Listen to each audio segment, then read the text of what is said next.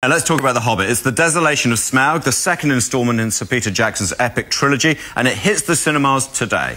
But while most only have glowing praise for the director, two of the film's biggest stars were happy to dish a bit of dirt. They spoke to Joanna Hunkin in Los Angeles.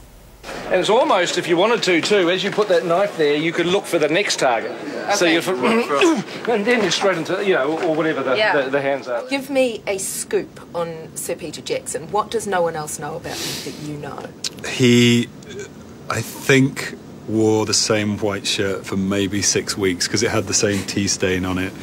And every day I'd walk in and just look to see whether he was changing his shirt. But maybe it's because he talks with his teacup, and so the tea's always splashing.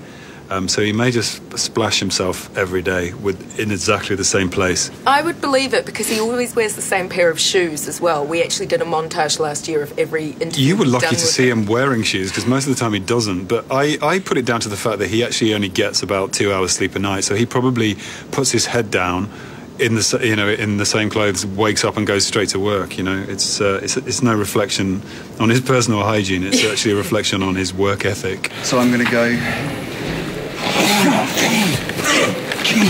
Yeah. Is that the sound effects? Yep. Always like a man who does his own fight effects. No one knows that he actually, until the age of 23, was called Valerie, and then he, you know, they hid that from the world because I can't imagine why. It's a fine name. Yeah, I know. Valerie was a lovely woman. But they pioneered that level of operation in New Zealand, weirdly.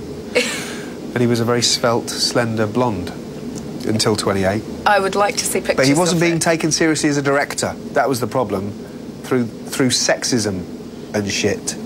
So he had to become, you know, a bearded man, like all great directors are.